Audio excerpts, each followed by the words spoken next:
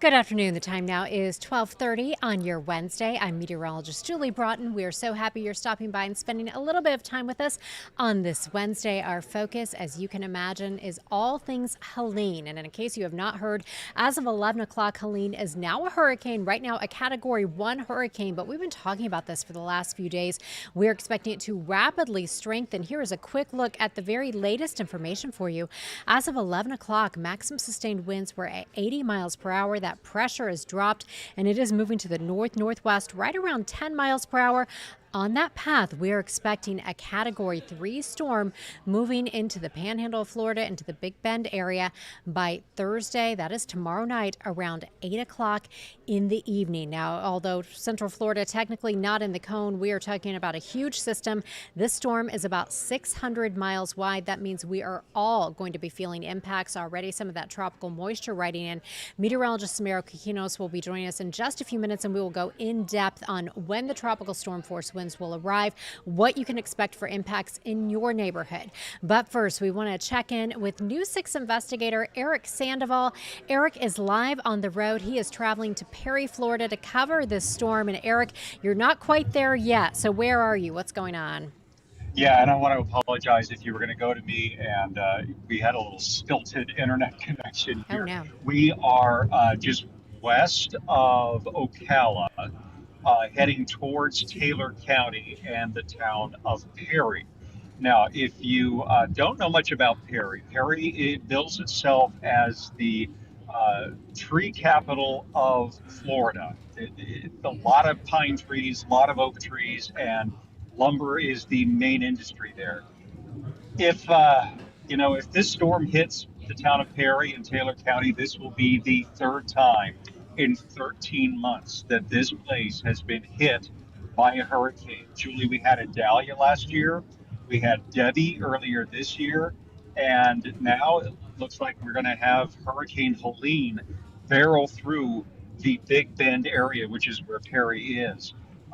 So Perry may not take a direct hit, but Julie, you've been saying that this is a Category 3, it could be a Category 3 hurricane when it hits land. But I have a question for you. Based on that telemetry that you Mhm. showed us, is it possible that it could gain more strength over the Gulf of Mexico and be an even stronger storm when it hits land? Absolutely. And we've been talking about this a lot. We've been showing the sea surface temperatures in that area. And this is going to be moving through an area called the loop current. And the current temperature in some parts of where Helene will be moving, 88 degrees. Now, remember the basics Mm. for kind of Tropics 101, you need water temperature of 80 degrees for it to be able to see formation. So that is just like throwing jet fuel on this. Those upper level winds are going to relax. And I know you've seen the Wow. satellite imagery we've just shown. It is looking much more like a textbook storm. So we were talking about this earlier. Okay. Chief Meteorologist Candace Campos and Meteorologist Michelle Morgan and I were all back in the weather office, and we were looking and we were all saying, hey, this could even be stronger than a Category 3. I mean, this is an absolutely Mm. devastating, catastrophic situation. And we're showing the satellite imagery again. This, to put it into perspective for you, I know when you take your kids to the doctor, they're like, oh, your kids are in the 90th percentile for height and weight. This storm is in the 90th. You always really want to hear Yeah. those percentiles. This storm is in the 90th percentile for size. So this could be one of the biggest storms Florida has seen in the last 20 years. I always think of when we're talking about size, I think about Francis, and I remember covering that in 2004, and we kept saying it's the size of Texas. Well, I looked that up earlier today. Francis was about 400 miles across. We measured it a little bit earlier in the weather office. Right now, Helene's about 600 miles across. It's going to get bigger. Wow. And also, when you're talking about a storm that big, it pushes a lot of water. There's a lot of momentum. Right. So this is really, Yeah. I mean, everybody in Florida is going to feel impacts, but certainly where you're heading, it is a really concerning situation. We have some live pictures there from Gulf County, which is near where you're going. This is Salinas Park. Already Yeah. cloudy skies. That Gulf moisture is already surging to the north. Yeah, and we're seeing that here. Do you know what town we're in? We're not even paying attention to what towns we're in. We just want to get there and start setting up shop. But we are just west of Ocala, heading towards the town of Perry. And, we're seeing the same thing in the sky right now. Julie, let me just show you what it's looking like here in town. Where we have some clouds that look like rain clouds. It looks like a normal day Mhm. here just west of Ocala.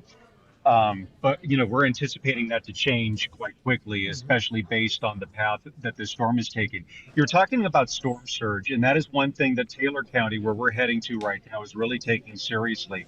That is one of the counties that they've instituted a mandatory evacuation for their Zone A. And if Mhm. you live along the coast of Volusia or Brevard counties, you know the evacuation zones is based on how close to the water you are. So I believe in Taylor County, it's zones A and B right now, which are the closest areas to the Gulf of Mexico, and then the second closest area. So everybody is basically, just trying to huddle inland and trying to get away from that storm surge, which I believe, Julie, correct me if I'm wrong, is supposed to be about 15 to 20 feet when this storm finally roars into Florida. Is that about right? Yeah, that is certainly possible in that area. And, one question that we always get, and I know you get these comments and questions when we're covering tropical systems and when we see our reporters and our crews out in the field, people are always sending us messages like, this isn't safe, please get people inside.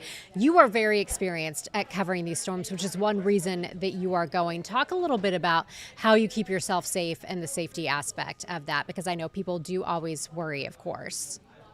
Absolutely, absolutely. So we are in the town of Williston, by the way. We just passed the water tower, so I can pass that on.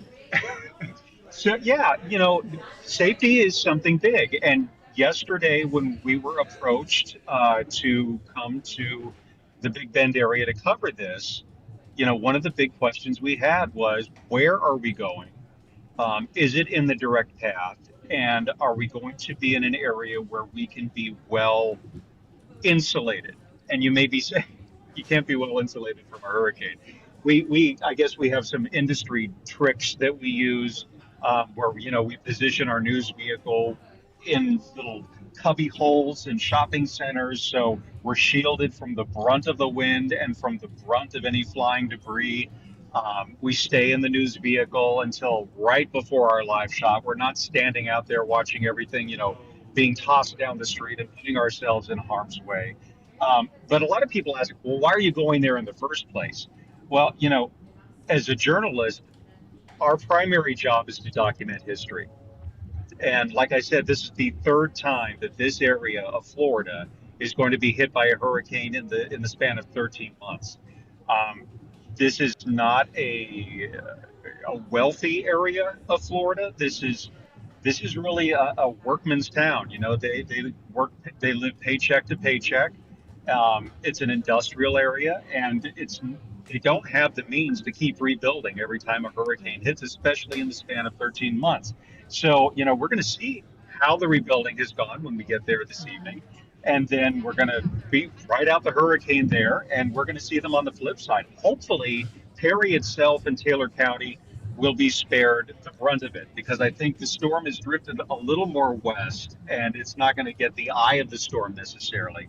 But we are going to be seeing, again, correct me if I'm wrong, Julie, we're probably going to see upwards of category 2 hurricane strength winds there. Yeah, absolutely. I mean, and remember, we keep going back to the size of this storm, so that wind field will expand. Like right now, we're talking about the tropical storm force winds extend out a couple hundred miles. That will expand. So I definitely think you will be dealing with, like you said, hurricane force winds, certainly around category Yeah. 2 or so. And something else I'd like to add, on our way, up the turnpike and up I-75 on our way here, we saw a lot of traffic, heading out of harm's way, but sprinkled in that traffic, we saw like caravans of linemen and cherry picker trucks. We presume, just from our own experience covering hurricanes, they usually have staging areas where they stage all the power restoration crews. So you have the linemen, you have the cherry pickers.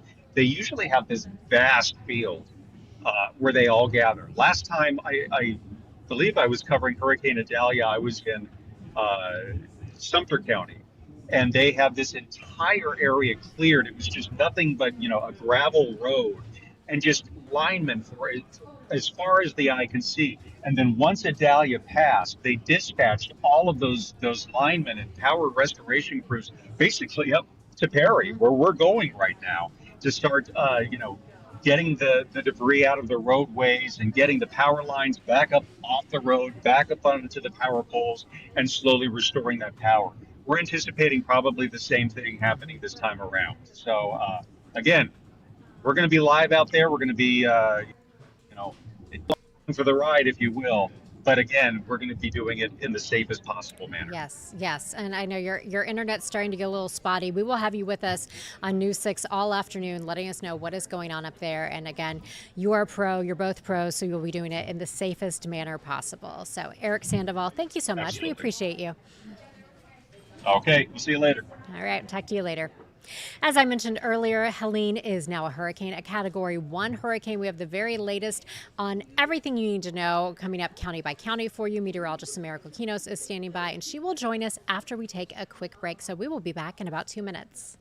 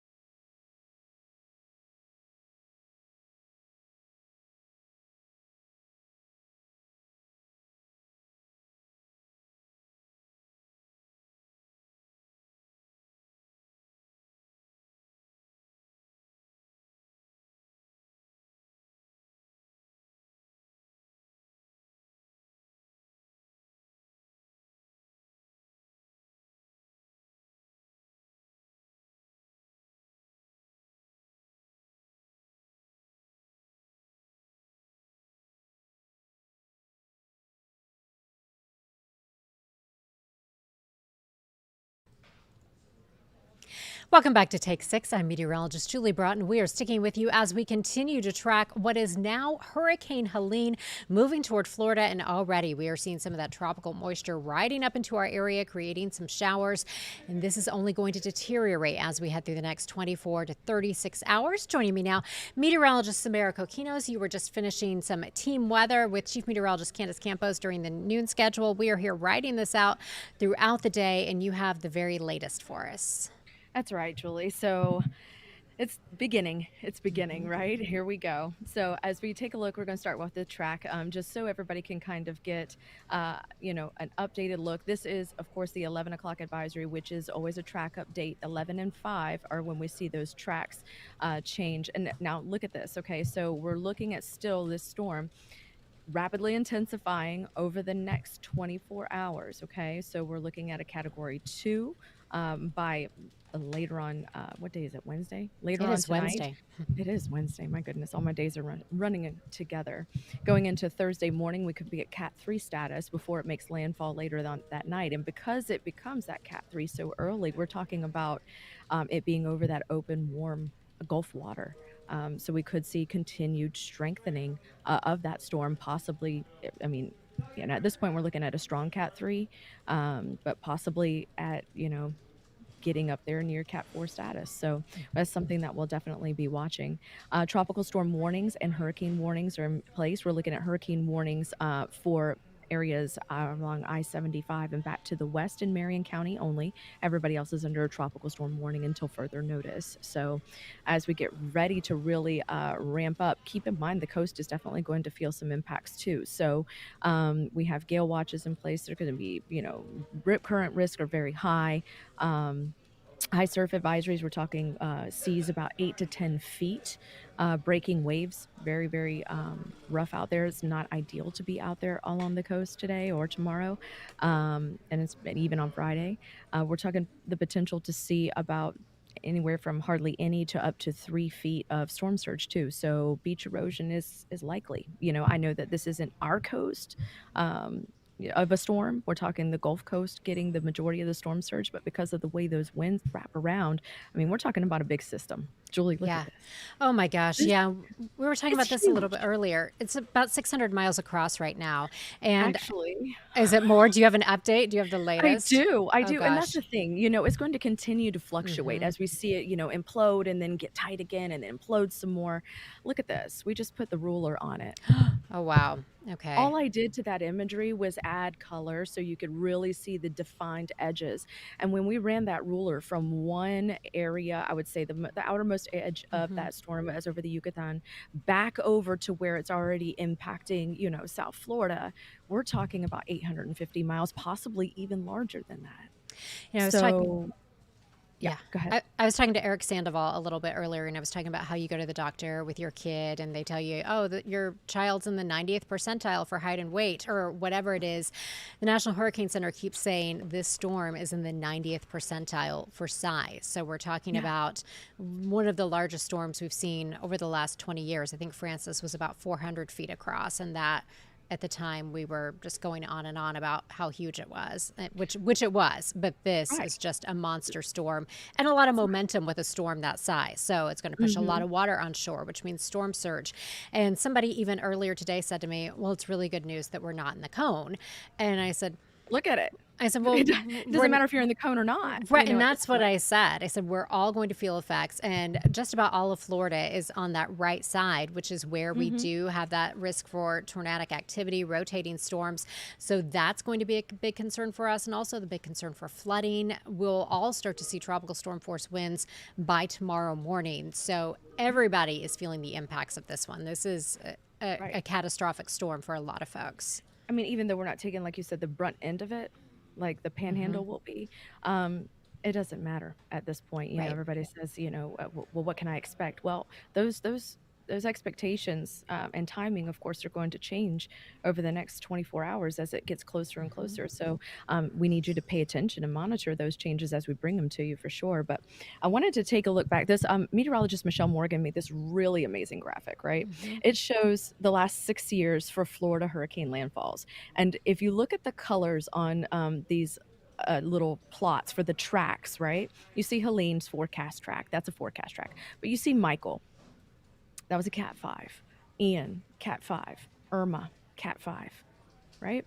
Then you see Hmm. Nicole and Debbie, and they're Cat 1s. And we have Idalia. We can't forget Idalia, right? Cat 3.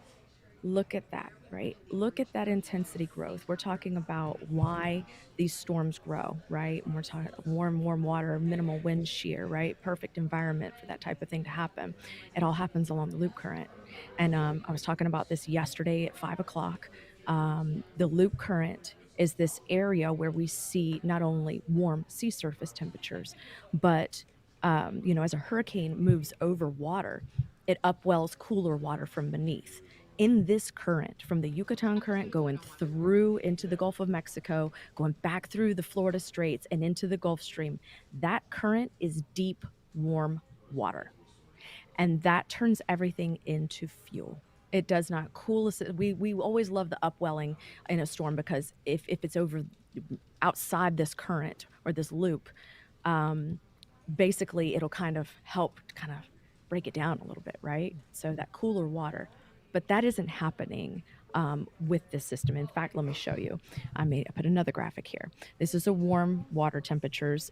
basically helping to fuel this system. And you'll notice that as Helene moves from near Cancun, you see it, right? Hmm. As a category 1 hurricane, as it continues to move through that loop current area that I just showed you, it implodes into a category 3.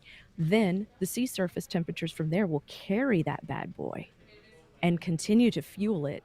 So we're not looking at it weakening unless there's some shear that, will help. But at this point, everything is ideal for this system to keep on chugging as a very strong category 3. And that's a big player in this forecast. Everybody, rapid intensification is only something that we've been watching. I mean, we've always been trying to study it, but it's really been picking up in terms of frequency, how many times it happens. I would say within the last 10 to 15 years, right, Julie? Hmm. Yeah, I mean, this is just, we're talking about impacts for all of us. Like you said, there are no factors to slow this down. There are no factors to weaken it. We're Right. looking at winds right now. The official forecast has winds at 125 miles per hour at landfall, which is a strong category 2 or 3. To be a Hmm. category 4, we're just talking just a little bit stronger. So that Right.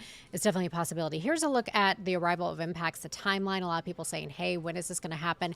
Get your preparations done this afternoon, and we'll start to see some of those tropical storm force gusts arriving in areas like southern Sumter County and southern Polk County by around 1 o'clock tomorrow morning.